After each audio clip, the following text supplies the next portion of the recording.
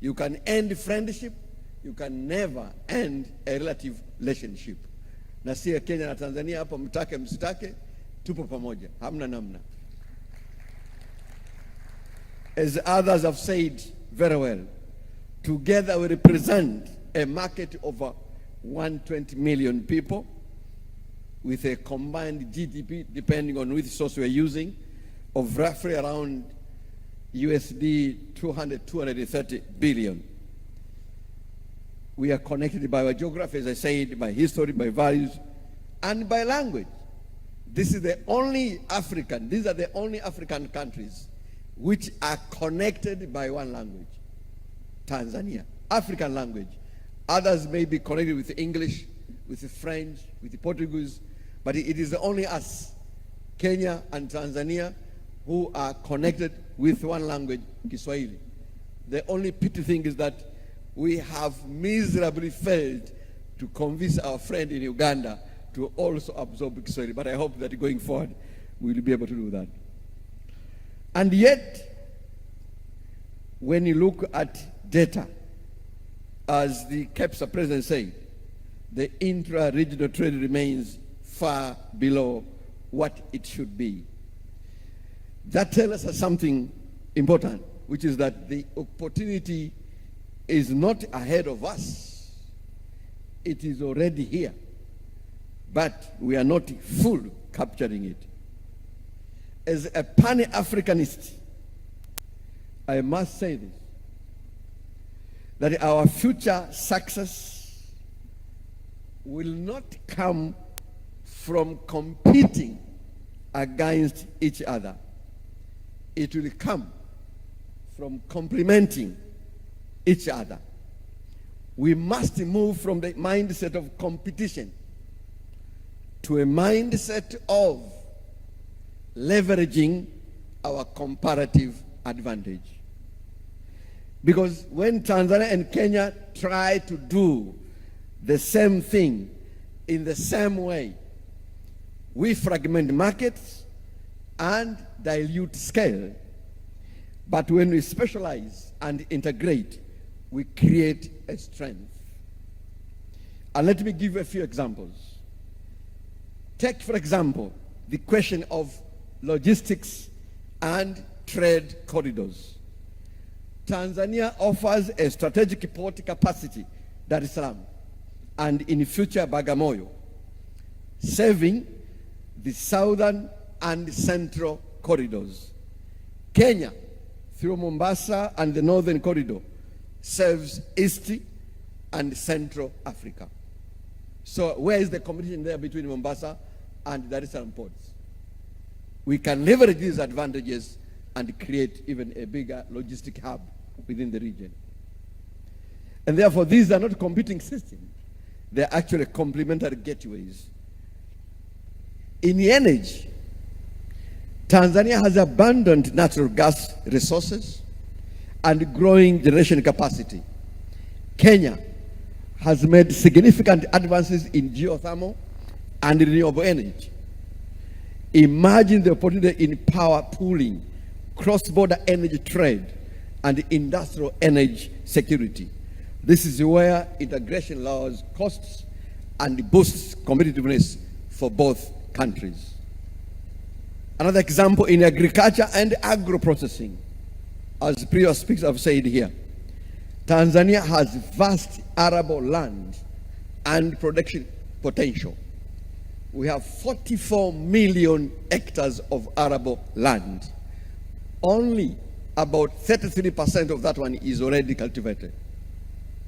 And what do we have in Kenya? Kenya has strong agro-processing, branding, and export market linkages. If we connect production with processing and markets, we build a huge regional value chain instead of us exporting raw materials to Europe, to America, and other countries. Let me give the last example. In the digital economy and finance, Kenya has global leadership in fintech innovation. Tanzania has rapidly expanded digital adoption and a large youth market. Together, we can scale innovation and cross borders, not as two small markets, but as one big integrated digital ecosystem. This is what we mean by leveraging comparative advantages. Ladies and gentlemen, Kenya is already a very strong investor in Tanzania. It is the 8th largest investor in Tanzania. And the data are very clear. But the point here is that it is not just about more investment. It is also about smarter investment. Investment that recognizes where each country is strongest and builds linkages. On our part, Tanzania is continuing to improve the investment environment. We are strengthening our one-stop center. We are expanding our special economic zones. We're investing heavily in infrastructure, as you know. We have our SGR, our ports, our roads. We are also improving the regulatory environment and reducing bottlenecks.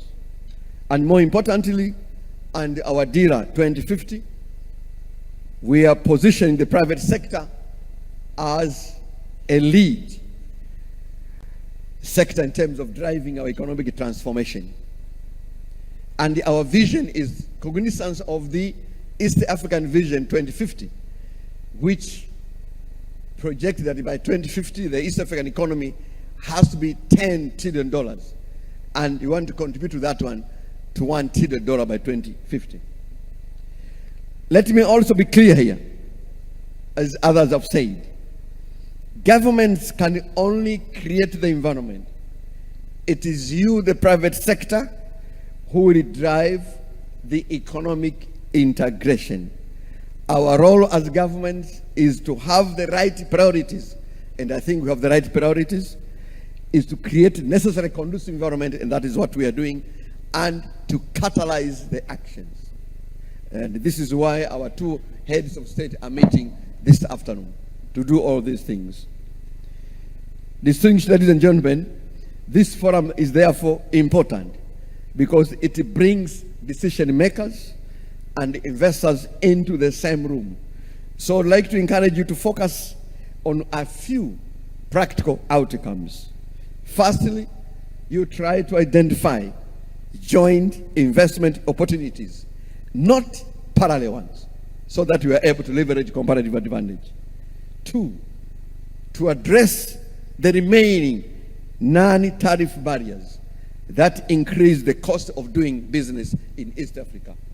And by the way, we have done a lot of progress already. I was a Minister of Industry and Trade a couple of years ago. By then, we were talking about Tanzania and Kenya kuchomeana vifaranga. I think we are now much more civilized. We have moved ahead. We have already addressed a lot of non-tariff barriers. Let us use today's state visit and today's forum to address the remaining non-tariff barriers so that our people are able to trade freely. Because there can be no meaningful political freedom without economic freedom.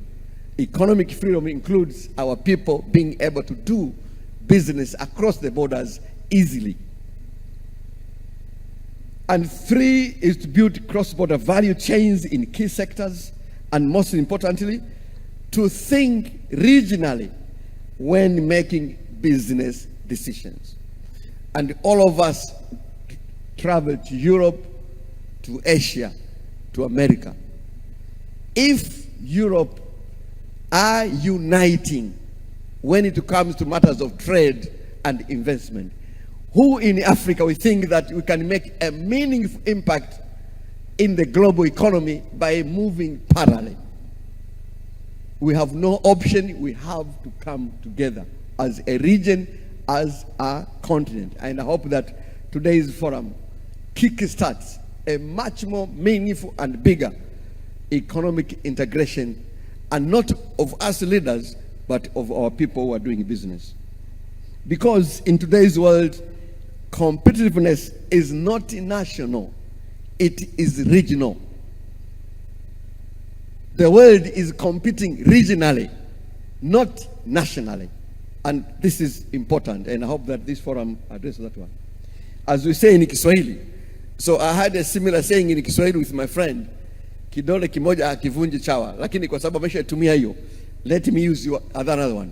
Umoja ni nguvu, utengano ni udhaifu.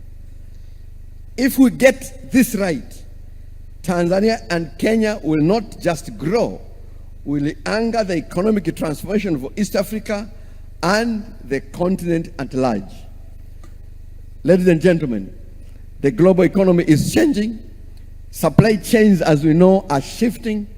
Investors are looking for stability, are looking for scale, are looking for connectivity. East Africa, and especially our two countries, has all the three. We have stability, we have the scale, we have the connectivity. This is our moment. Let me conclude by reaffirming Tanzania's commitment to deepening economic cooperation with Kenya and the East African generally. To our Kenya's guests, you are not just visitors, as I said, you are partners, you are relatives, biologically and socially. Watu wamezaliwa Kenya wanakaa hapa, watu wamezaliwa Tanzania wanakaa Kenya. Siku hizi tunaoleana mambo mazuri tu. Sasa kwa nini tugombane? Lazima tufanye kazi pamoja. Let us use this forum not just to talk, but to agree on concrete actions. Let us move from potential to performance. We talk a lot about we have huge potential. Let us now transform those potentials into performance. Again, karibuni sana Tanzania. I wish you fruitful discussions and a very successful forum. God bless Kenya.